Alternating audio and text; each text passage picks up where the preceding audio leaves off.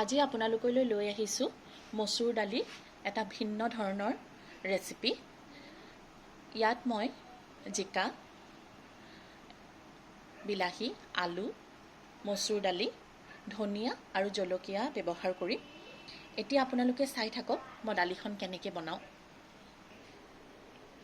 প্ৰথমে মই জিকাটো বাকলি গুচাই ল'ম।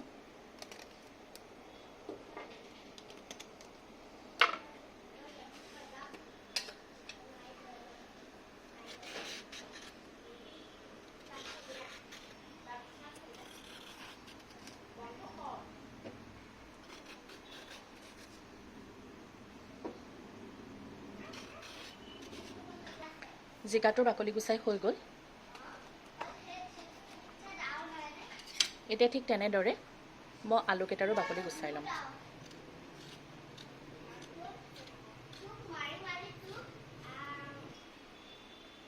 বিলাহীটো কাটি ল'ম।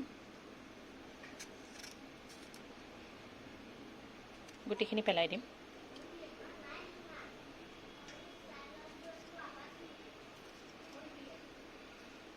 এতিয়া এইখিনি মই পৰিষ্কাৰকৈ ধুই ল'ম।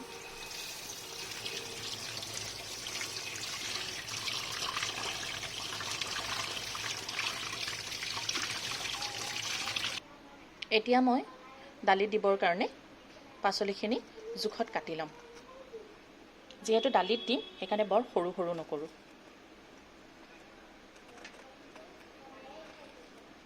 যদি আপোনালোকৰ ঘৰত সদস্যৰ সংখ্যাৰ বেছি তেতিয়াহ'লে দালিৰ পৰিমাণ আৰু পাচলিৰ পৰিমাণটো বঢ়াই দিব পাৰে। আলুও মই তেনেকৈ ডাঙৰকৈ ৰাখিম।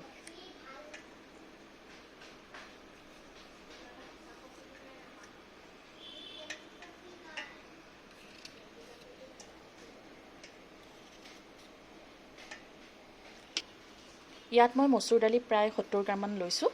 একেবাৰে সৰু মচুৰ দালিটো, এইটো খাবলৈ বৰ সোৱাদ। এতিয়া এইখিনি মই চাফাকৈ ধুই ল'ম।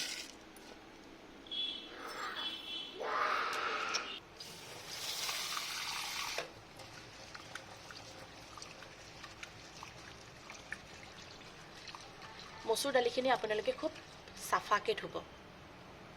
এই যে বগা বগা লেতেৰা পানীটো ওলাইছে, এইটো একেবাৰে শেষ নোহোৱালৈকে দালিখিনি ধুব। তেতিয়া দালিখিনি খাবলৈ বহুত সোৱাদ হয়।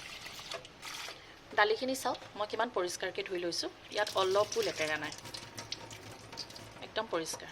আপোনালোকে এনেকৈ ধুই ল'ব।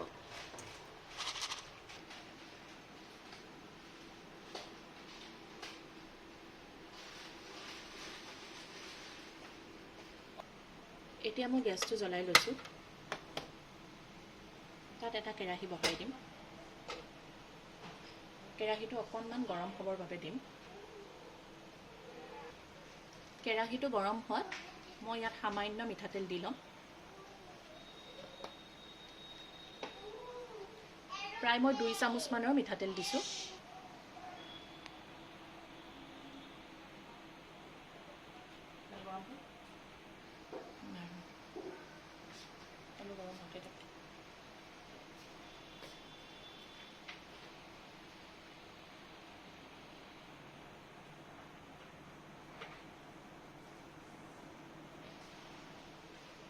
তেল গৰম হৈ গ'ল। এতিয়া মই ইয়াত 5 ফোৰণ দি দিম।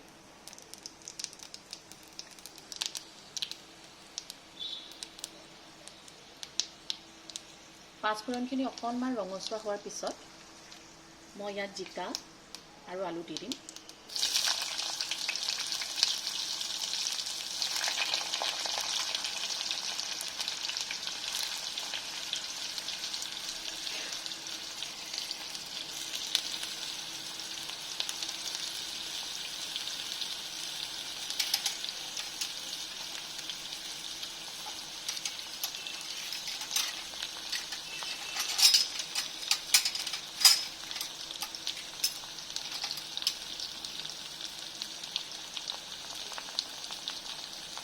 আৰু এইখিনি লৰাই দিম।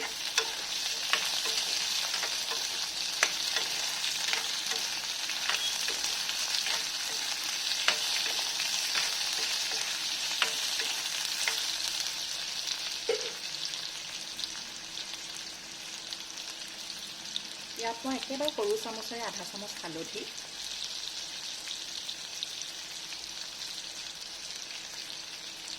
আৰু 1 চামুচ নিমখ দি লৈছোঁ।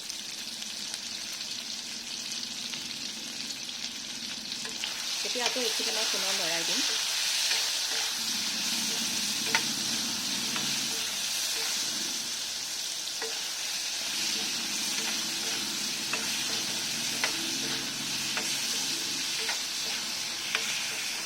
এতিয়ালৈকে মই গেছটো হাই ফ্লেমতে দি থৈছোঁ আৰু চাওক যেতিয়াৰ পৰা লাহে লাহে পানী ওলাব আৰম্ভ হৈছে।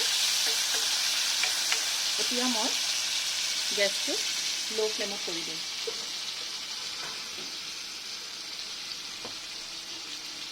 আৰু ইয়াতে মই মচুৰ দালিখিনি দি দিম।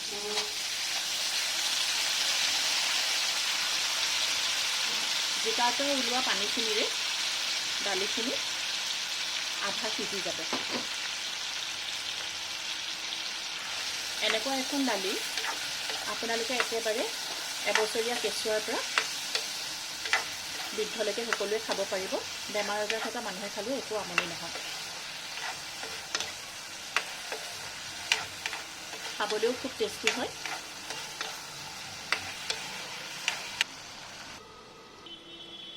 প্ৰায় 1.5 মিনিটমানৰ পিছত মই ঢাকনিখন দাঙি চাইছোঁ। এইখিনি অলপ ভাজা ভাজা হৈ গৈছে। দালিখিনি চাওক আগতকৈ অলপ ফুলি গৈছে আৰু ভাজা ভাজা হৈ গৈছে।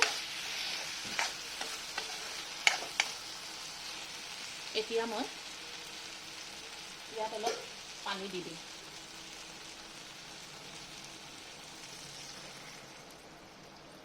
আপোনালোকে গৰম পানীও দিব পাৰে, ঠাণ্ডা পানীও দিব পাৰে। মই ঠাণ্ডা পানীয়ে দিছোঁ আৰু জুইটো বঢ়াই দিম। হাই ফ্লেম কৰি দিম। এতিয়া কিন্তু মই ঢাকন মাৰি নিদিওঁ। এতিয়া এইখিনি মই উতলিবলৈ দিম। যদি ঢাকন মাৰি দিওঁ তেতিয়াহ'লে আলু আৰু জিকাখিনি একেবাৰে গলি ভেটভেটীয়া হৈ যাব। দালিখন দেখিবলৈও বেয়া হ'ব আৰু খায়ো ইমান ভাল নালাগিব।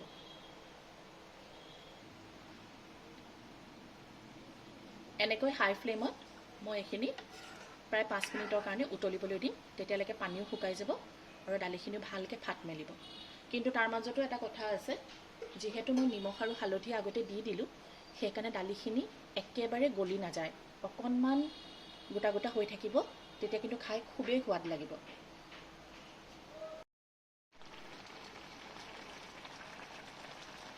এতিয়া চাওক দালিখিনি কি ধুনীয়াকৈ ফুটি গ'ল। প্ৰায় সিজিলেই। এয়া চাওক, কিন্তু জিকাখিনি একেবাৰে নাইকিয়া হৈ যোৱা নাই। আলু প্ৰায় সিজিলেই এয়া, আৰু অকণমান বাকী আছে।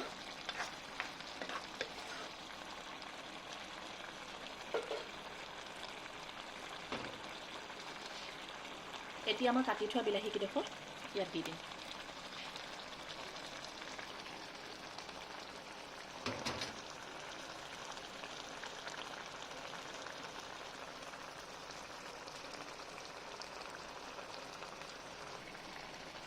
লগতে 2টা কেঁচা জলকীয়াও দি দিম। কিন্তু এইকেইটা মই কাটি দিয়া নাই, যিহেতু ঘৰত সৰু ল'ৰা ছোৱালী আছে, জ্বলা পালে খাব নোৱাৰিব বেছি।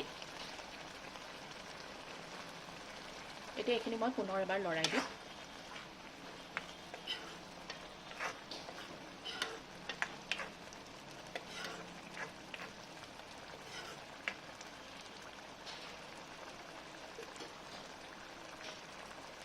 আৰু ইয়াত জোখৰ পানী দি দিম।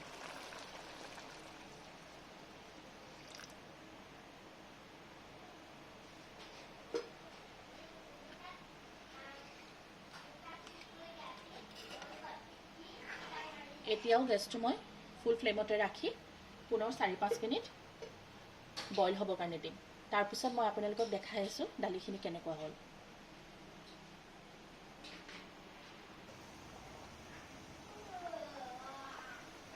এতিয়া 4 মিনিটমানৰ পিছত মই আকৌ আহিছোঁ চাবলৈ। এইখিনি চাওক কি ধুনীয়াকৈ সিজি গ'ল। চব গোটা গোটা হৈ আছে, কিন্তু সিজিছে খুব ধুনীয়াকৈ।